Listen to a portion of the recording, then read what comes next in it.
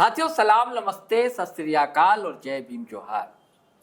जिंदगी क्या है किसी मुफलिस की कबा है जिसमें, जिंदगी क्या है किसी मुफलिस की कबा है जिसमें, मुफलिस यानी कि गरीब, निर्धन, कबा यानी कि परिधान, लिबास। जिंदगी क्या है मुफलिस की कबा है जिसमें हर घड़ी दर्द के पैबंद लगे रहते हैं।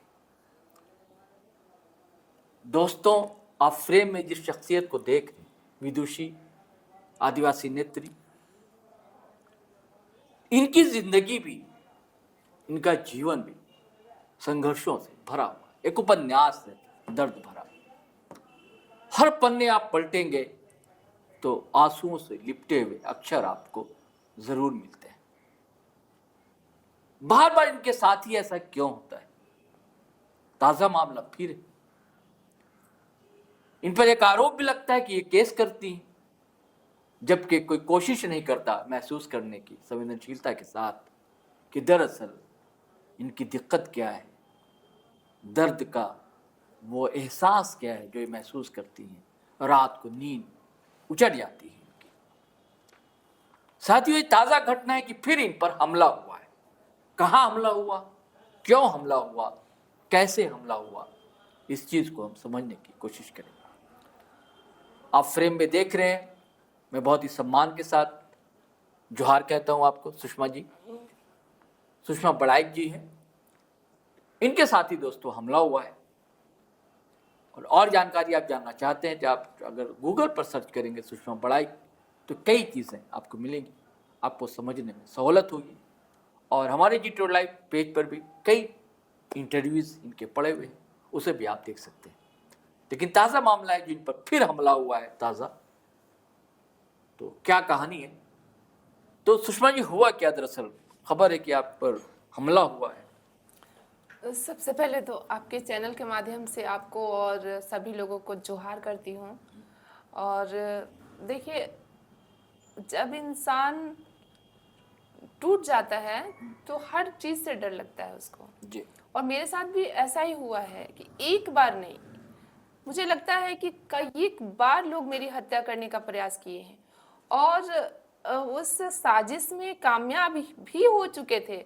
मुझे 2022 में 13 दिसंबर 2022 को गोली भी मार दिया गया था और बहुत बुरी तरीके से मैं उस घटना से जख्मी हो गई थी। और उसके बाद से मुझे हमेशा से डर लगा रहता था कि कहीं कोई मुझे मार न दे। और बार बार वही चीज़ हो रहा है कि 10-11 तारीख की घटना है जब मैं चौपारण थाना गई हुई थी। चौपारण थाना गई 11 मार्च। हाँ, 11 मार्च की घटना है। चौपारण थाना गई हुई थी और जैसे ही हम लोग वहां से रात के 8 बजे रांची के लिए निकले और मांझी पार करते हैं, और मांझी मतलब जो घाटी पार करके और मांझी में एक राज होटल है, वहां पे रुकते हैं हम लोग खाना पैक कराने के लिए या चाय पीने के लिए।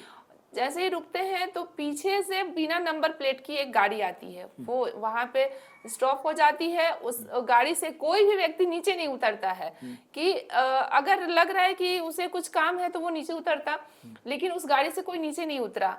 बार बार वो मेरी गाड़ी की तरफ ही देख रहा था।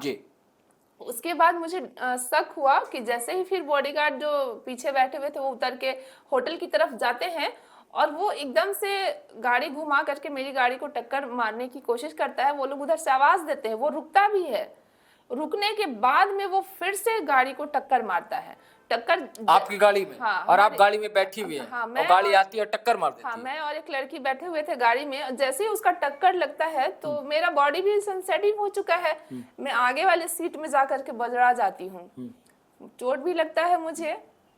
और मैं उतरी देखने के लिए कि माहौल क्या है, तो वो लोग फोन करके भीड़ इकट्ठा कर रहे थे, लोगों को बुला रहे थे। तो मुझे समझ में आ गया कि यहाँ पे कुछ तो गड़बड़ होने वाला है। और वो गाड़ी बिना नंबर प्लेट की गाड़ी थी। अरे गजब, नंबर प्लेट ही नहीं गाड़ी में? गाड़ी में नंबर प्लेट नहीं थी और हम लोग वहाँ पे काफी डर गए। तो आपके साथ तो सुषमा जी सुरक्षा गार्ड होते हैं। देखिए, ऐसा कई मोमेंट हुआ है कि जब भीड़ जमा हो जाती है, आप 10 लोगों की, 20 लोगों की, और वहां पे कोई गोली भी चलाता है तो उसकी भी एक जिम्मेदारी हो जाती है कि अपराधी को मारूंगा या पब्लिक को मारूंगा। तो मेरे साथ ये 4-5 बार ऐसा घटना हो चुका है कि लोग डायरेक्ट नहीं गोली चला करके वो भीड़ इकट्ठा करने की कोशिश करते हैं, माहौल बिगाड़ते हैं, ताकि इस भीड़ में कोई भी घटना को अंजाम दिया जा सके।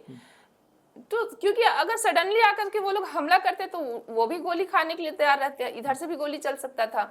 तो वो लोग एक माहौल बनाते, या तो वो गाड़ी हमारी गाड़ी को टक्कर मारती और उस घटना को एक्सीडेंट का नाम दिया जाता जी। हाँ, और जब उसे लगा कि ये गाड़ी काफी देर से यहाँ रुकी हुई है तो क्यों ना हम यहीं पे माहौल बिगाड़ ले, और उस भीड़ का फायदा, वहां करीब हमको लगता है 10-12 लोग इकट्ठा हो भी गए थे, और उस भीड़ का फायदा उठा करके मेरे साथ फिर से जानलेवा हमला करने का प्रयास किया गया। तो आप चौपारण क्यों गई थी इतनी रात? देखिए, चौपारण जाने का कारण था कि एक पीड़ित महिला है और यौन शोषण का मामला था और थाना में उसकी सुनवाई नहीं हो रही थी। अच्छा। हाँ, जब भी वो मुझे बहुत बोली कि दीदी मुझे न्याय नहीं मिल रहा है, तो मुझे लगा कि एक महिला है, दर दर की ठोकरें तो क्या वो महिला रांची की है क्या? हाँ, वो महिला रांची की है। अच्छा। और तो वहाँ कैसे उनके साथ ये सब मामला हो गया?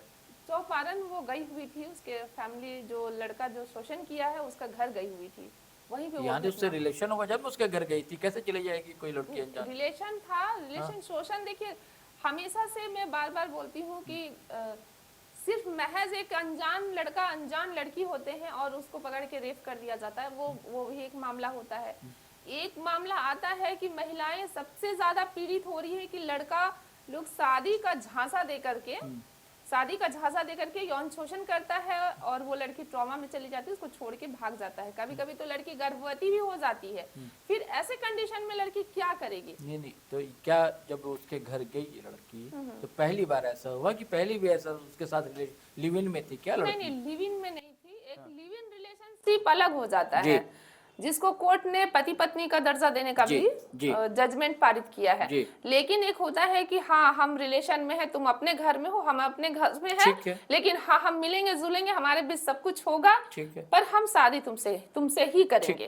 फिर ऐसा करके वो कुछ महीने कुछ साल शोषण करता है, संबंध बनाता है, फिर उसको इस लड़की के साथ वैसे ही हुआ, इस लड़की के किसी से प्रेम संबंध हुए, उसने धोखा दिया, यही बात है आपका कहना है ना? उस लड़के का नाम दीपक है और उस लड़की का वो बालिक है। और जब मैं चौपारण गई थी, किसी को पता नहीं था कि मैं चौपारण गई हूँ, और वहाँ के जो पुलिस प्रशासन है, सिर्फ उनको पता था कि मैं यहाँ से निकल के रांची वापस जा रही हूँ। और जब मैं उस घटना के बाद, और मांझी थाना पर भारी का मेरे पास नंबर नहीं था, ऐसे 0 FIR करके अरगोड़ा थाना वहां भेज दिए हैं और मांझी FIR उस घटना पे हो गया है।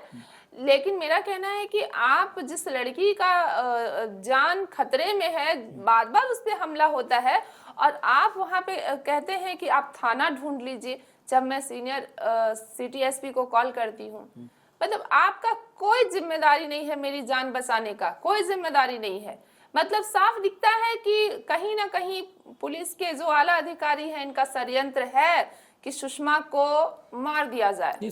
पुलिस ने तो आपको सुरक्षा उपलब्ध कराई? नहीं, पुलिस ने नहीं कराई है, मुझे सर्वोच्च न्यायालय ने सुरक्षा उपलब्ध कराई है, और जिसका लॉ एंड ऑर्डर का पालन कर रहे हैं। अच्छा। हाँ, इनका बस चले तो ये मुझे सुरक्षा तो क्या, ये कुछ भी ना दे। अच्छा, लेकिन आपके साथ ही ऐसा क्यों होता सुषमा जी? क्योंकि मैं ही एक लड़ रही हूँ, और कौन लड़ रही है? एक सुषमा बड़ाइकी है जो पूरे सिस्टम के ढांचे से लड़ रही है, उनके विरुद्ध लड़ रही है, उनके कार्यशैली पे सवाल उठा रही है। नहीं, और भी लोग उठा रहे होंगे, ऐसा थोड़ी कि आप नहीं, जो मैं सवाल उठा रही हूँ वो कोई नहीं उठा रहा है। तो आपको क्या लगता है कि कौन है जो हमलावर है? मैं उठा रही हूँ। क्या कभी कोई महिला जो क्या आपको सिस्टम से शिकायत है कि सिस्टम के लोग हैं? सिस्टम से शिकायत है, सिस्टम के बैठे लोग जब कोई पीड़ित शोषित महिला होती है उसका भी शोषण करना चाहते हैं, तो या तो महिलाएं 2 काम करती है, या तो आवाज उठाती हैं, या तो सुसाइड करती हैं, या तो शोषण का शिकार मजबूरीवश हो जाती है, समझौता कर लेती है। अच्छा। तो मेरा मानना है कि हमें क्यों समझौता करना, हमारे पास। आपका कहना है कि आपने कभी समझौते नहीं किए? नहीं, मैं लड़ी हूँ, बोली हूँ, उनके विरुद्ध बोली हूँ, कई IAS शोषण के बाद बोली। हाँ, कई IPS अधिकारी बर्खास्त तक हो गए हैं। बर्खास्त होना बहुत बड़ी बात होती है पुलिस डिपार्टमेंट में, और कितने पुलिस के लोग जो है वो सस्पेंड हो गए। अभी फिलहाल में ही आपने देखा होगा जयराम में, तो ये जो गाली गलौज वाला मामला आया था अमित महतो का, उस मेरे जो केस के जो जांच अधिकारी हैं उनको अभी सस्पेंड कर दिया गया है 13 तारीख को। तो क्यों सस्पेंड किया? आपको पुलिस को पता है कि सुषमा के मामले में पुलिस कितना लापरवाही बरत रही है।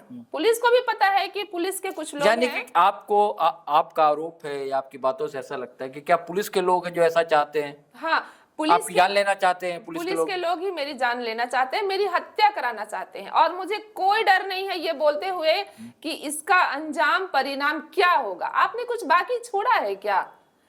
पुलिस जैसे पहले भी आप पर हुए ना, कब हुए? जब पुलिस प्रशासन, जब 2022 में मुझे गोली लगी थी, तब वहां के जो traffic police, PCR police, Argora थाना, कई ऐसे लोग मैनेज हो गए थे, और मेरे पापा थाना में खड़े थे और किसी ने देखा नहीं कि वो उसके पापा हैं, और वहां पे ये बात की जा रही थी कि आज किसी भी टाइम उसको गोली मारा जाता, ये पहले से सूचना थी। भाई, आपको पहले से सूचना थी तो आपने रोका क्यों नहीं, बचाया क्यों नहीं आपने? और वहां पे 3 लोग सवार थे और बिना हेलमेट के थे, तो ट्रैफिक पुलिस उनको जाने कैसे दी, जबकि ट्रैफिक पुलिस के बगल में गोली लगी?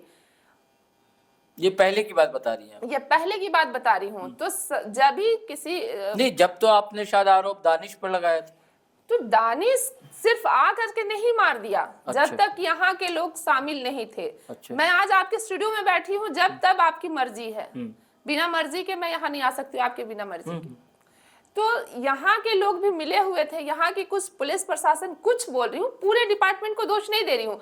हमारे जो रांची के सीनियर एसएसपी हैं, वो बहुत ही अच्छे व्यक्ति हैं, सामाजिक व्यक्ति हैं, और मैं उनका बहुत सम्मान करती हूँ। और मुझे लगता है कि जब तक रांची में अभी जो सीनियर एसएसपी हैं राकेश सर, उनके रहते हुए शायद मेरी जान बच जाए, लेकिन बहुत कोशिश की जा रही है कि सुषमा की हत्या हो जाए। यहाँ के जितने तमाम थाने हैं, सबके जो थाना इंचार्ज है, सबको मैं खटक रही हूँ, क्योंकि उनके कार्यशैली पर देखिए, लेकिन सवाल उठा रही हूँ। सवाल ये उठता है कि जबकि आपके पास सुरक्षा मुहैया है, हाँ, लेकिन फिर भी मैं कहूंगा कि आपको तो भाई प्रिकॉशन लेनी चाहिए, परहेज करना चाहिए। आपको रात में आप इतनी दूर चली जाती हैं, नहीं, रात में नहीं जाती हूँ मैं। अच्छा। दिन में गई थी, लेकिन मुझे अगर लौटना पड़ा तो चौपारण में रुकने का ऐसा कोई व्यवस्था नहीं था मेरे पास। अच्छा। और मुझे घर भी वापस आना था। तो ऐसा नहीं है कि मैं अपनी जान के डर से समाज के हित में काम करना छोड़ दूं। वो लड़की गिड़गिड़ा रही है, रो रही है, आत्महत्या करने को मजबूर हो जा रही है, क्या मुझे उसकी जान बचाने का कोई वो हक नहीं है? तो इसलिए मैं वहां चली गई कि भाई कुछ तो कीजिए आप इस लड़की के साथ। ये न्याय मांग रही है आपसे, तो कौन दिलाएगा आपको न्याय? और मतलब इस घटना से मेरी जान, जो मेरी हत्या करने के पीछे का कारण, कि ठीक है आप लोग मेरी जान तो ले लेना चाहते हैं, लेकिन मेरी जान की बहुत बड़ी कीमत है, बहुत बड़ी कीमत चुकानी पड़ेगी पूरी दुनिया को, बहुत बड़ी। जैसे कहते हैं ना कि मेरे मन में आज मुझे लगा कि आज आपके स्टूडियो के माध्यम से मैं अपने दिल की बात पूरी दुनिया को बताऊं। बताइए कि जीवन में सबसे खूबसूरत चीज अध्यात्म होता है, प्रेम होता है। मुझे नहीं लगता कि समाज में मार काट, किसी की हत्या करना या नफरत फैलाना जाति धर्म को लेकर, ये सब बेकार की बात है। अगर कोई धर्म है तो सिर्फ और सिर्फ मानवता की धर्म है। एकता और अखंडता, प्रेम होना चाहिए, हमारे राज्य में होना चाहिए, हमारे देश में होना चाहिए, और पूरी दुनिया में भी होना चाहिए। आस्था अपनी अपनी जगह है। आस्था सिर्फ हमारे जीवन को बेहतर तरीके से जीना सिखाता है कि हम कल क्या करेंगे हमको पता नहीं है, लेकिन आस्था को पता है कि कल क्या होने वाला है। उन्होंने तय करके रखा है हर इंसान के जीवन में कि कल कैसे हमें बेहतर बनाना है। बाकी हमारा कर्म और ऊपर वाले के हाथ में सब कुछ होता है। तो सबसे बड़ा एक संदेश है पूरी दुनिया के लिए कि अगर आप मुझे मार देंगे, उसकी सजा पूरी दुनिया को भुगतनी पड़ेगी और पूरी दुनिया डिस्ट्रॉय हो जाएगी। मेरी जान की इतनी बड़ी कीमत है। और ये बात मैं 2019 में माननीय, आपको तो लोग कह देगा कि आप मानसिक रूप से विक्षिप्त तो नहीं हो गई, ऐसी बातें कर रही हैं। अगर मानसिक रूप से विक्षिप्त होती तो मैं छाती में गोली खा करके और इतना अपने जीवन को बेहतर तरीके से सरवाइव नहीं करती। जो कि आप अपने आप विक्षिप्त को होते इतना बड़ा समझ रही है कि मतलब दुनिया डिस्ट्रॉय हो जाएगी? नहीं, जब मैं कभी वार हो रही है ईरान में और इजराइल में, क्या आपके कारण से वार हो रही है नहीं, क्या? मैं ईरान और इजराइल की बात नहीं कर रही हूँ, मैं हाँ। 2019 से बात कर रही हूँ, हाँ। जब से कोविड आया था कि महज और आप ही के कारण कोविड आया? बिल्कुल, महज एक ये इत्तेफाक नहीं हो सकता है कि जब मुझे दिल्ली जाना था, मेरे पास पैसे नहीं थे उस समय, 2019 की बात, और मतलब इतना परेशान हो गई थी कि मेरा कोर्ट में हियरिंग होने वाला था।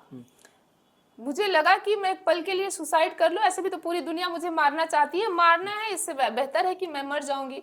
और उस समय से मैं आस्था को हकीकत में पहचानती हूँ, भगवान को जानती हूँ, मेरे महादेव को जानती हूँ। वो मुझसे मिलने आते हैं और कहते हैं कि मैं पूरी दुनिया को एक समान कर दूंगा और आपकी सारी मुश्किलें आसान कर दूंगा। उस दिन जब कोविड आया और वीडियो कॉन्फ्रेंसिंग कोर्ट हो गया और मुझे दोबारा कभी दिल्ली जाने का जरूरत ही नहीं पड़ा, आज तक मैं वीडियो कॉन्फ्रेंसिंग से कोर्ट करती हूँ। फिर बोले कि मैंने पूरी दुनिया को एक समान कर दिया और आपकी सारी मुश्किलें आसान कर दिया। तो जब मेरे आंसुओं का बदला वो पूरी दुनिया से ले सकते हैं, तो जब आप मुझे मार देंगे तो वो पूरी दुनिया को डिस्ट्रॉय नहीं कर सकते हैं। अच्छा, तो आप कह रही हैं कि आपके पास इतनी आध्यात्मिक ताकत है, शक्ति आ गई है, तो आप डरती क्यों, घबराती क्यों है फिर? अगर आपको लग रहा है कि भाई हमला करने वाले तो आपको तो चमत्कार जैसा कर देना चाहिए था कि उड़ जाती गाड़ी। नहीं, क्या भगवान जब जितना भी सतयुग त्रेता युग जो भी थे, भगवान राम थे या भगवान श्री कृष्ण थे, क्या ये लोग चमत्कार किए? क्या चमत्कार नहीं होता है। अध्यात्म कोई चमत्कार नहीं है, अध्यात्म परिवर्तन है, प्रेम है। नहीं, आप कह रही है ना डिस्ट्रॉयड हो जाएगी, वो तो प्रेम नहीं है, वो तो विनाश है ना। विनाश, बिल्कुल प्रेम तो विकास करता है, वो तो विनाश की बात कर रही हैं आप। तो आप जिस जो प्रेम करने वाली, जिससे महादेव प्रेम करते हैं, उस लड़की को मारेंगे तो डिस्ट्रॉय होगा ना। जिस लड़की से भगवान महादेव स्वयं प्रेम करते हैं उसको मारिएगा तो विनाश तो होगा। आप अपने आप को पार्वती कह रही हैं?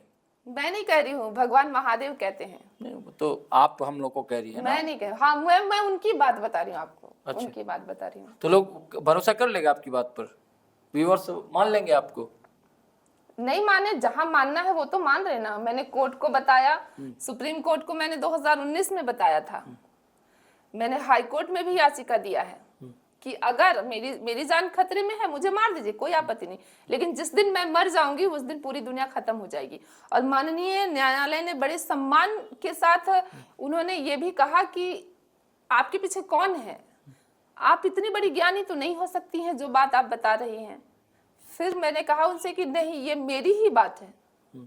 मैंने उनको जितनी भी अध्यात्म से संबंधित सारा बात लिख करके कोर्ट में दी हूँ। और ऐसा नहीं कि मैं सिर्फ आपको आज बता रही हूँ, बहुत ऐसे संवैधानिक जगह है जिनको बताने की कोशिश की हूँ।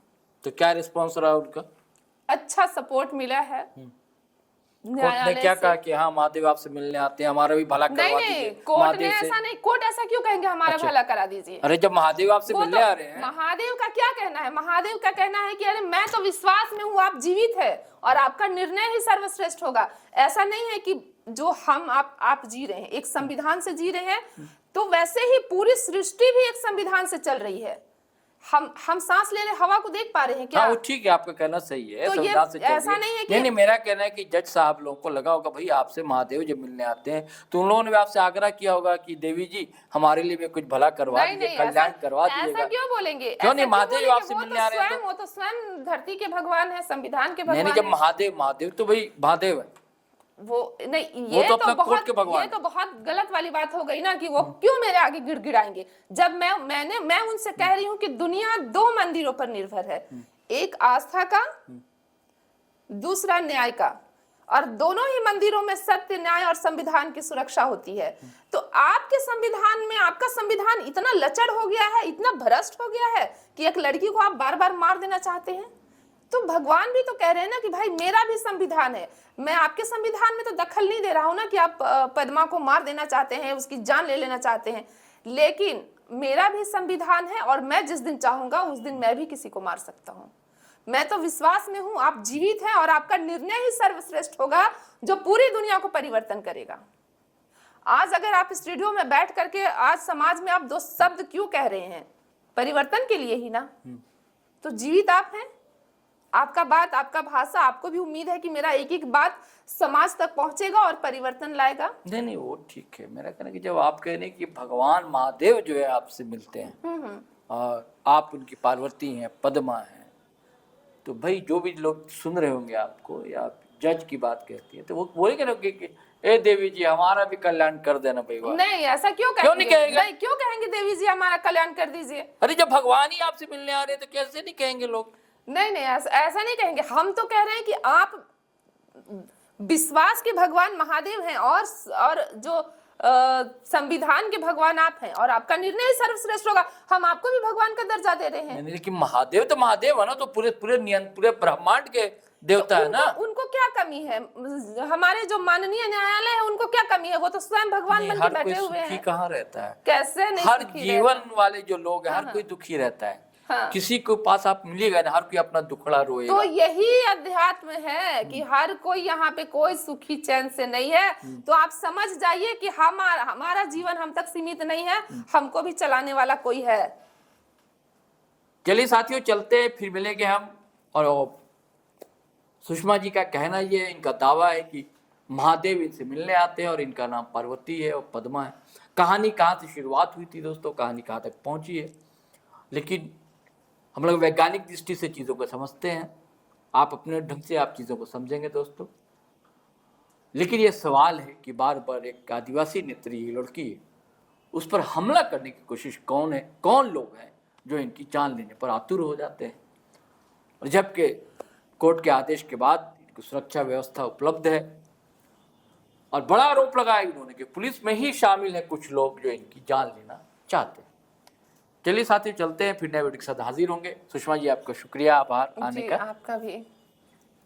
लेकिन आपसे आग्रह है, गुजारिश साथियों कि अगर आपने हमारा चैनल सब्सक्राइब नहीं किया तो कर लीजिए, और वीडियो हमेशा की तरह धड़ाधड़ फटाफट खटाखट शेयर कीजिए, लाइक कीजिए, कमेंट कीजिए। और हाँ, फेसबुक पर भी आए, वहाँ भी पेज है हमारा, और हम लोग की वेबसाइट भी है gtodlive.com, उसे भी क्लिक किया करें, बल मिलता है।